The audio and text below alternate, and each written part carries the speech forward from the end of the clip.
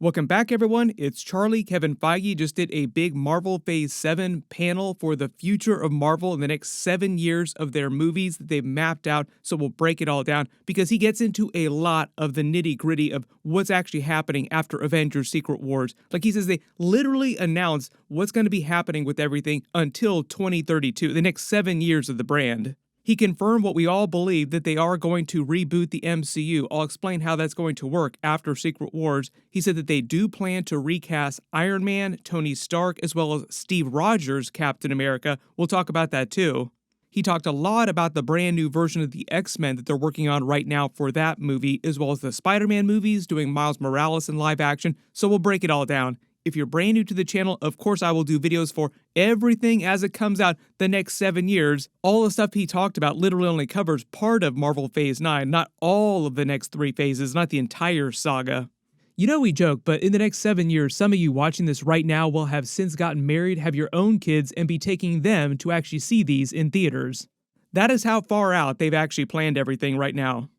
So if you didn't see, because the Fantastic Four movie is coming out this week and Comic-Con is happening this week, Kevin Feige had a special panel behind closed doors at the Marvel Studios offices where he brought a bunch of reporters and basically had a bunch of locked doors up on a wall and explained that all the things behind the locked little cubbies were the movies that they had mapped out over the next 7 years of Marvel. Most of the stuff that he was talking about was Marvel Phase 7, but the 7 years actually covers through Marvel Phase 8 and a little bit of Marvel Phase 9. For instance, the next saga of Marvel that he was talking about was basically the Mutant Saga. There are a couple other things, but it's mostly focused on introducing X-Men, mutants, Fantastic Four characters to the sacred timeline, essentially, like combining all that stuff. That gets into the reboot too, so we'll talk about that in a second. Primarily, they're going to be focused on mutants, the new X-Men, Fantastic Four, new cosmic stories, and new supernatural stories. A really good template for what this is going to look like is X-Men 97, because we see the Avengers during that, we see Daredevil, some of the other side characters, we see Spider-Man show up during that. Basically, all of Marvel's different types of characters, just imagine that now in live action, set during present day.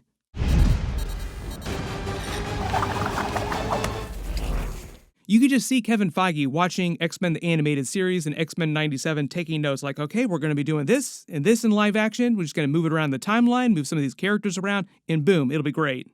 But one of the biggest things that he talked about was how behind the scenes they're changing the way that they make all this stuff and release it so that it's going to look a little bit like the Infinity Saga looked with Marvel Phase 1, Phase 2, and Phase 3 in terms of the amount of movies and TV shows that they're going to be releasing year to year. In most terms, Marvel Phase 4, he said he called more of an experiment, and it was basically Marvel using all the extra juice that they got from how successful Avengers Infinity War and Avengers Endgame were to just experiment with a bunch of different ideas.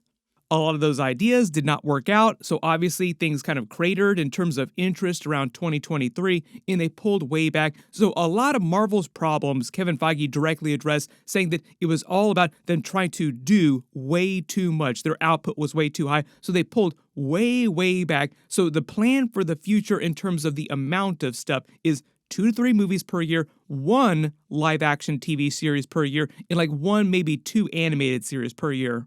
We are currently in the middle of them getting rid of the backlog of content that they have right now, which is why this year in 2025, as of me posting this video, there are many TV series releasing, just because a lot of them have been sitting on shelves for a while.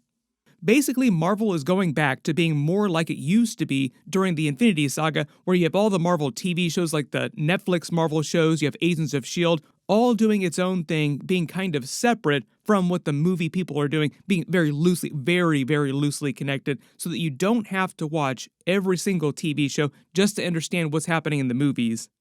Now, because they only have the next 7 years mapped out, it means they don't completely have the next big crossover universe-spanning, universe-threatening event planned, like Avengers vs. X-Men or another Dark Phoenix saga. It sounds like it'll be more Avengers vs. X-Men bent, just based on the way things are headed in Marvel Phase 7, though.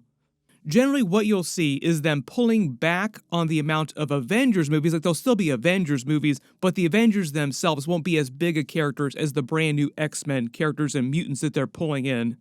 Here's where we get to the whole reboot of it all. So Kevin Feige confirms that they are going to reboot the MCU after Secret Wars. It'll happen with the new X-Men movie, which is supposed to come out in 2028 as of me posting this video. Internally, he said that they're referring to it as more of a reset singular timelines, which is probably a quote that you've been seeing in your feeds the last day or so. What that actually means is that they'll still have something like the Sacred Timeline going forward, but it'll be more like what the Arrowverse did with Crisis on Infinite Earths. So there's a famous Cisco quote that everybody points to, where Cisco points out how things changed for the Arrowverse and all the different shows after Crisis on Infinite Earths, where some things changed a lot, some things changed a little, and some of the characters look completely different, which is basically a reference to the recastings. Not only do Superman, Supergirl, and Black Lightning live here, but now our entire timeline has been rewritten so that they've always lived here, and I don't remember owning this shirt. What this means for Marvel is that the MCU, as you know it in the movies, the TV shows, will more closely resemble the comic book 616 universe, where all the different types of characters like X-Men, Fantastic Four, the Avengers characters, the Eternals even, yes, remember the Eternals, and the Inhumans, yeah, we can't forget about the Inhumans, all exist in the same universe and nobody thinks that it's weird. Kevin Feige actually explained in the way that Avengers Endgame was all about endings in the MCU, like it was an end for that Avengers group, those 6 Avengers characters, like they wanted to feel like an end. Avengers Secret Wars is meant to feel like a beginning. He didn't say what it was a beginning for, but I really think he's talking about the brand new reboot and all the new X-Men characters he's introducing in the MCU in the brand new X-Men film right after Secret Wars. A lot of people asking about Kevin Feige's future at Marvel. When does he plan on retiring? He actually said that his current contract only has a little over 2 years left on it, which basically takes them through Avengers Secret Wars. So like he'll have to re-up his contract with Disney to stay on for more, which it sounds like he will, because he says he plans on staying at Marvel doing what he's doing now for the next 10 to 15 years, which basically takes him through his retirement. If you didn't realize, Kevin Feige is in his 50s. He's not a spring chicken anymore, but he's not really that old. 15 years is a lot of time. That'll take him to his late 60s. By that time, he would probably have selected some sort of successor and will be more of a chairman emeritus, more of a Stan Lee type of figure. If you remember what happened to Stan Lee after he stopped being the publisher at Marvel, he was more of a brand ambassador and spent most of his time in Hollywood trying to get TV shows and movies made during the 70s. He talked a lot about the whole Jonathan Majors Kang of it all, them firing him and pivoting away from Kang as an overarching Avengers villain in Kang Dynasty into Robert Downey Jr.'s Doctor Doom in Avengers Doomsday. Whether or not you believe him, the way he explained it, he said that they planned on pivoting away from Jonathan Majors as Kang long before Jonathan Majors' legal problems. He claims that he personally, and the Marvel people behind the scenes, the other producers that he was working on this with, never viewed Kang as being a big enough threat on the level of Thanos, like he was not another Thanos or couldn't measure up to the level of Thanos. And in his mind, the only person for that could have been Doctor Doom. So that was their go-to choice, and they wanted to pivot to Doctor Doom long before Ant-Man the Wasp Quantumania actually came out, and he started talking to Robert Downey Jr., which I did a video for a long time ago. Robert Downey Jr. actually talks about the day that Kevin Feige called to ask him to come back as Doctor Doom. New mask. Same task. Kevin Feige is saying that that actually happened before Ant-Man the Wasp Quantumania came out and underperformed in theaters. The reporters asked him about Miles Morales in live action, like you introduced him during Spider-Man Homecoming, but we haven't seen the character in live action since then. What's up?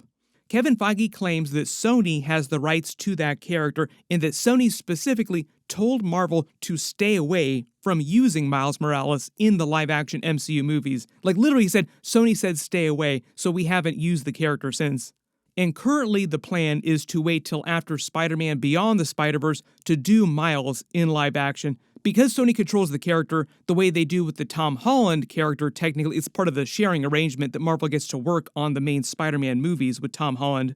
It's pretty likely it would be a similar situation with the live-action Miles Morales Spider-Man movies, but it sounds like Sony plans on making Miles the main live-action Spider-Man of their spin-off universe so that the Tom Holland Spider-Man, like the main MCU Spider-Man, can just continue in the MCU the way you've seen him previously.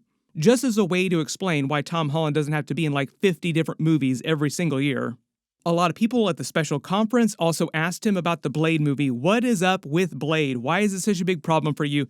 Kevin Feige actually said that they've been through 4 different versions of the movie so far, and making it sound like they're in their 5th attempt right now, and the new writer that's working on a new script is actually the same person who wrote the Fantastic Four movie. So actually kind of bodes well that he could write a pretty decent script, because people seem pretty up on the Fantastic Four movie. He explains that they didn't want to just put Mahershala Ali in a black trench coat and have him start killing vampires. Like, they wanted to make something that would be better than the Wesley Snipes original Blade movies. So maybe we will see a new Blade movie after Secret Wars at some point. We will see.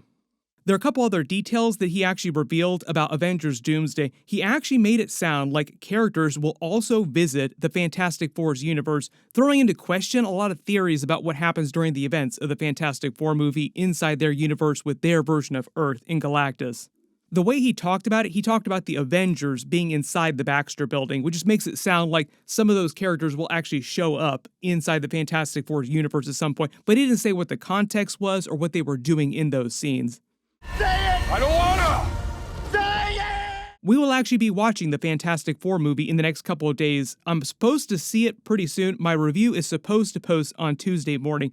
And a lot of you will also be happy to know that he confirmed that Spider-Man Brand New Day is at least going to start out being a ground-level movie, the way he talked about it. Spider-Man busy trying to save people, help people around his neighborhood in the city, so you just pick up with him while that's all going on. What'll probably happen, early prediction, is that the end of that movie will have a post-credit scene that will be for Avengers Doomsday, where like his spidey sense goes off like it did during Avengers Infinity War, and he notices all the craziness happening, and it leads right into the beginning of Avengers Doomsday. Because right now, Spider-Man Brand New Day is the last Marvel movie that they're releasing right before Avengers Doomsday, so it just makes sense that it leads right into the beginning of that movie. And Kevin Feige also addressed Chris Hemsworth's future as the Thor character. He didn't say anything about killing him off during Avengers Doomsday or Secret Wars, but he did say that he still thought that Chris Hemsworth was in his prime as Thor and that he could continue as the character going forward, meaning that whatever might happen to Thor during Avengers Doomsday, he would probably eventually make a Thor 5 at some point after Secret Wars. There have been a lot of theories about what they're going to do with that. My assumption is that we'll actually get some pretty good clues during Avengers Doomsday and Secret Wars about where they're headed with the character next, so of course I will do more videos about that as we get more details. But I'm sure there are 1,000 different questions about this whole Kevin Feige Marvel Phase 7 Mutant Saga panel that he just did, so if you have any specific ones that I didn't address during this video or specific character questions, just write them below in the comments and I'll try to answer them on this actual video. Do not be surprised if they use this reset tool every 20 to 25 years to reboot the MCU, just because so much time will have gone by. So we will all probably live to see another soft reboot of the MCU when we're all old and gray. Kevin Feige even specifically called out the Bond franchise doing stuff like this, recasting Bond on a regular basis.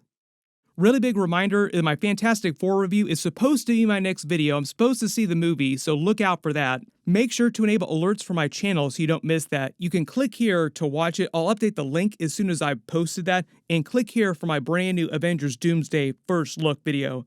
Thank you so much for watching, and I'll see you guys in the next one.